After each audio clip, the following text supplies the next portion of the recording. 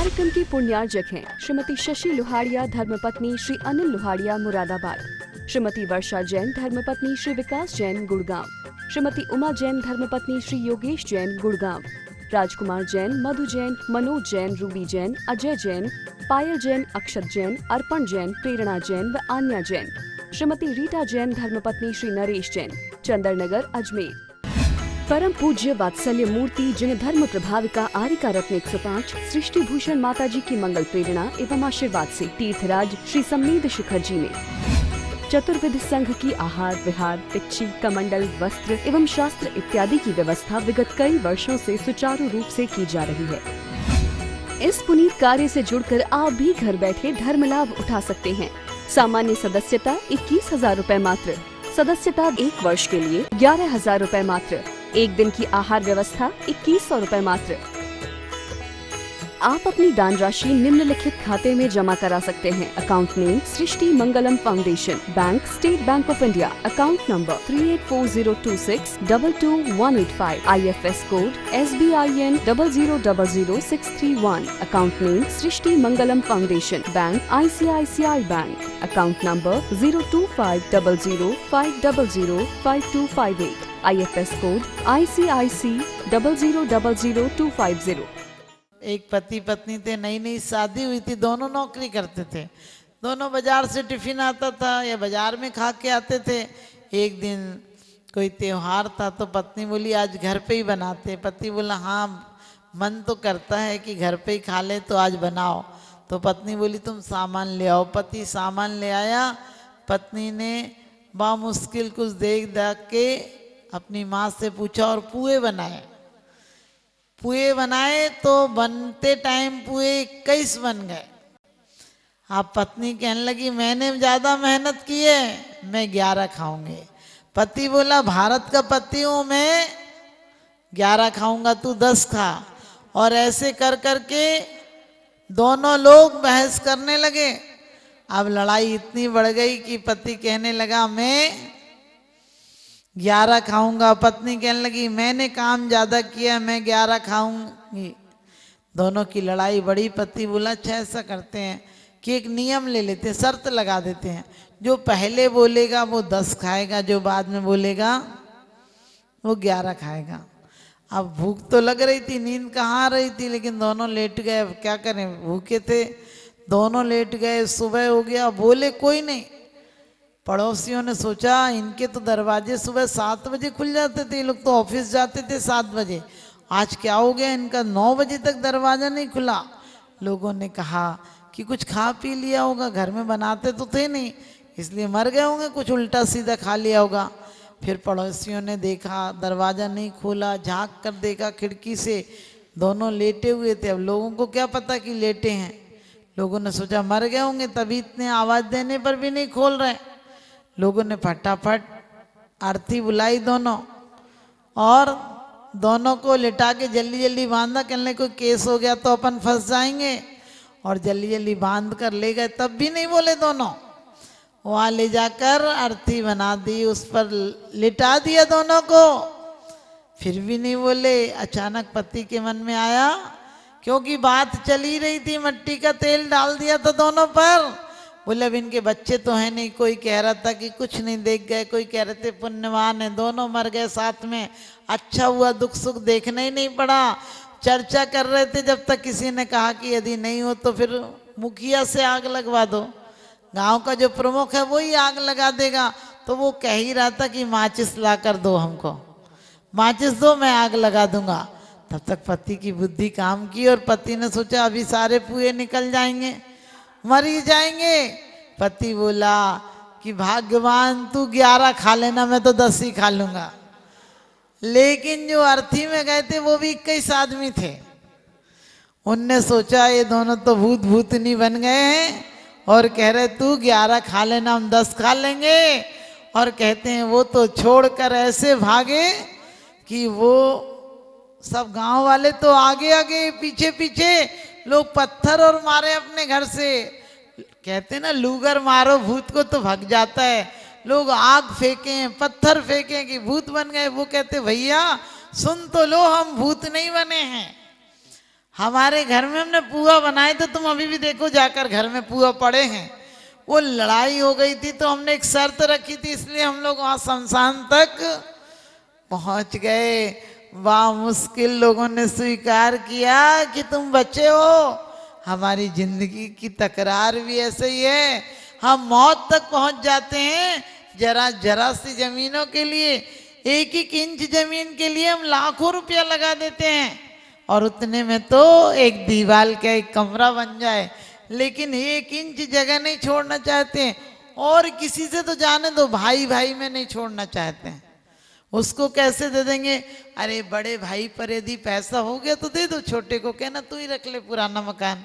क्या करेंगे यदि 5-7 लाख में बिक भी गया तो तुम्हारी कौन सी औलादें तुम्हें रोटी देने आ रही हैं? सोच कर देखना, कभी उनके घर जाकर भी रहोगे ना तो उन्हें ऐसे लगता है जैसे कोई मेहमान आ रहा है, कब जाए। लोग हमसे कहते हैं माता जी मम्मी पापा का तो गांव में ही मन लगता है। हमने कहा तुम्हारी ऐसी बेरुखी देख के तो बेचारे गांव में ही अच्छे से रह लेंगे, क्योंकि कहते हैं अगर तू पैदा नहीं होता तो मैं संतोष कर लेती, दोष भगवान को देती, जरा सा रोष कर लेती, मगर तेरे रहते हुए मेरा अपमान हो जाए। रही खामोश बेटा यूं बहू कुछ भी तो कह जाए। तो ये संसार की हालत है। जो तुमने अपने बच्चों की चिंता की है, तुम्हारे बच्चे तुम्हारी नहीं करेंगे, वो भी अपने बच्चों की चिंता करेंगे और उनके बच्चे भी अपने बच्चों की चिंता करेंगे। इसलिए समय रहते हुए अपनी चिंता कर लो। चिंता का मतलब चिंता को चिंतन में बदल दो। चिंता तो जलाती है और चिंतन कर्म को जलाता है, और वरना संसार में रहट की तरह, क्योंकि कहते हैं विपत्ति मात्मनो मूढ़ा परेशान निक्षते दाहिमान मृगा कीर्णा वंतरस्तरुस्वत। कि हम क्या करते, वो जल गया, वो मर गया, वो ऐसा हो गया, उसके यहाँ ऐसा हो गया। अरे वो आग, उसी जंगल में हम बैठे हैं, उसी संसार के बीच बैठे हैं हम। जब संसार में सब जल रहे हैं तो हम एक जानवर कैसे बच जाएंगे?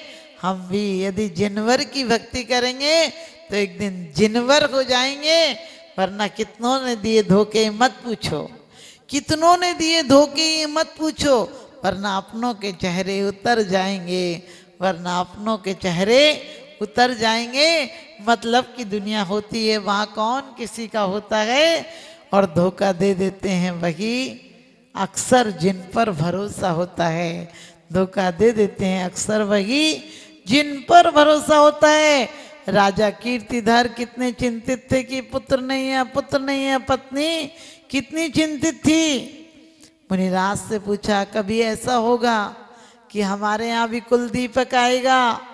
मुनिराज बोले आएगा तो, पर आएगा तो, पर में आप लोग बड़े अटक जाते हैं। आपको कितनी भूख लगी और लोग कहें खाना तो ठीक है, पर में बस तुम पर हो जाते। क्या है पर बताओ? कुछ कह तो कुछ है इसमें, तो कुछ क्या है पहले पूछोगे। ऐसे मुनिराज ने कहा पर। पति पत्नी दोनों पूछने लगे बताओ महाराज पर क्या है? बोले लेकिन जिस दिन बेटा होगा उसी दिन पिता दीक्षा ले लेंगे। अब तो रानी को और चिंता हो गई, लेकिन फिर भी बेटा तो दोनों को चाहिए था। और कहते हैं पहले पुण्य का उदय था तो प्रसव पीड़ा भी ज्यादा नहीं होती थी। यानी लोग महिलाएं खूब मेहनत करती थी, घरों में खूब खुशहाली थी। खुशहाली का मतलब सुविधाएं आज ज्यादा है लेकिन टेंशन आज ज्यादा है। पहले लोगों को टेंशन करने का वक्त कहाँ मिलता था? आँख खुलते ही तो सुबह से काम इतने होते, खाली दिमाग शैतान का घर। आज पूरे दिन जंग लग जाएगी, सुबह से शाम तक नौकर खाना ला कर देगा, कपड़े धोने वाला, फ्रेश करने वाला। अब तुम खाली दिमाग बैठे रहोगे तो तेरी मेरी बातें तो करोगे, क्या करोगे? पहले तो महिलाएं सुबह से ही लग जाती थी घर की झाड़ू पोंछा लीपना पोतना, और ना जाने कितने काम थे, कहाँ रात तक टाइम मिलता था। और बड़ी अच्छी जिंदगी थी। क्यों? क्योंकि लाइट होती नहीं थी, शाम को जल्दी जल्दी लोग सो जाते थे। घर में इतनी मर्यादा थी कि झगड़ा भी करना हो तो आवाज बाहर नहीं जा सकती कमरे की। और फिर दिन भर बोलते नहीं थे तो रात में अच्छे प्रेम से आपस में बात कर लेते थे। अब दिन भर घर में ही पड़ा रहेगा आदमी तो माथा फोड़ी तो होना ही है, और आने वाले समय तो और होना है। क्योंकि पहले प्रेम पर्दे की चीज थी, पहले आपस में बोलते नहीं थे, अब तो सब बाहर ही, और आपके माथा ही फोड़ोगे अंदर जाके तो इसलिए वास्तव में ये मर्यादाहीनता हमारे लिए बहुत महंगी पड़ेगी। पहले एक उत्सुकता होती थी कैसा परिवार होगा, धीरे धीरे बोलती थी, कोई सामने वाला भी बोलता था बच्ची है उससे अच्छे से बोलते थे। अब उसको देख के तो आग लगती है। और सच पूछो तो जिसकी जड़ खोखली होगी तो पौधा क्या हरा होगा, और खोट जब सोने में होगी तो कंगन क्या खरा होगा। पहले वरमाला के टाइम में लड़की आती थी और वरमाला डालकर तुरंत अंदर चली जाती थी, खड़े खड़े वरमाला डलती थी और वरमाला डालकर चली जाती थी। आज देखो तो ससुर तो ऐसे नाचता है जैसे ससुर साहब, दादा ससुर साहब ऐसे किराए के नौकर बुला रखे हो नाचने के लिए, और वो महारानी स्टेज पर ऐसे बैठी रहती जैसे पूरी इंद्राणी हो। आप सोचो वो देखकर क्या उठेगी बड़े लोगों को, जब उसने पहली नजर में बेअदब हो गई।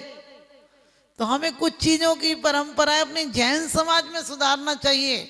हमारा जैन समाज को एक आदर्श होना चाहिए कि बड़ों के सामने खड़ी रहे, कोई बूढ़ी थोड़ी ना है। 2 घंटे खड़े रखो उसको, जब तक सारे कार्यक्रम होते खड़े रखो। बोलो बड़ों के सामने कैसे बैठोगी, बड़े लोग खड़े हैं तुम कैसे बैठोगी।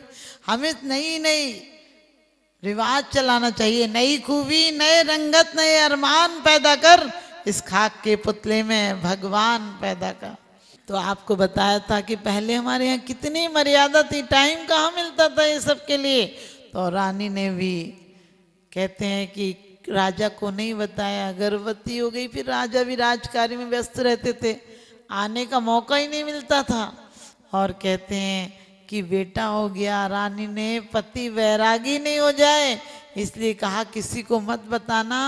और रात को जापे वाली के बच्चे के वस्त्र धुलने नदी पर रात को जाते थे। और पहले के राजा भी कितने अच्छे थे कि हमारी प्रजा दुखी तो नहीं है, इसलिए चुपचाप से गुप्त रूप से देखने जाते थे। सृष्टि मंगलम बन के संगठन देता यह पैगाम है, सृष्टि मंगलम बन के संगठन देता यह पैगाम है। संघ चतुर्वेद की सेवा श्रावक का धर्म प्रधान है, संघ चतुर्वेद की सेवा श्रावक का धर्म प्रधान है। सृष्टि भूषण जी की प्रेरणा का ये शुभ परिणाम है, सृष्टि भूषण जी की प्रेरणा का ये शुभ परिणाम है। संघ चतुर्वेद की सेवा श्रावक का धर्म प्रधान है, संघ चतुर्वेद की सेवा श्रावक का धर्म प्रधान है।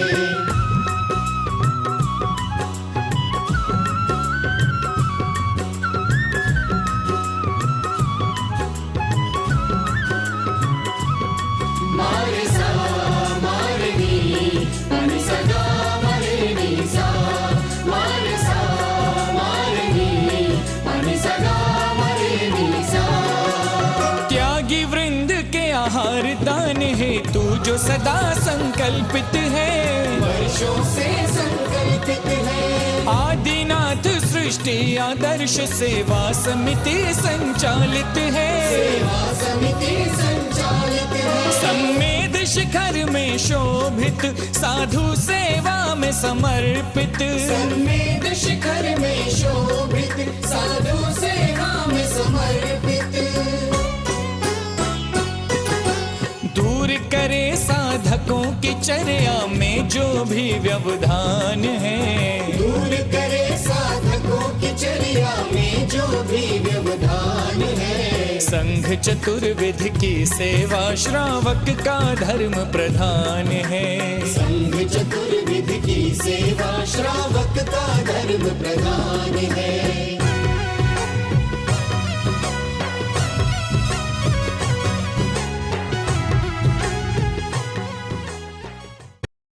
तीर्थ क्षेत्रों पर साधु संतों की योग व्यवस्था न होने के कारण से उन्हें नाना प्रकार से आकुलता व्याकुलता का सामना करना पड़ता था। 1988 में आचार्य समसागर जी का आगमन हुआ, उन्होंने यहाँ व्यवस्था देखी तो उस समय त्यागपति आश्रम की स्थापना की गई और उसी के कुछ समय पश्चात में 12 वर्ष निकलने के पश्चात में उनकी शिष्य की शिष्या षष्ठी भूषण माता जी का आचार्य श्री समसागर त्यागपति आश्रम में वर्षा योग हुआ, चातुर्मास हुआ। उन्होंने देखा कि एक मुनिराज पर्वतराज की वंदना करके आए, 2 बज गए, 2:30 बज गए, उसमें उनकी किसी प्रकार से आराध्य व्यवस्था नहीं हो पा रही थी।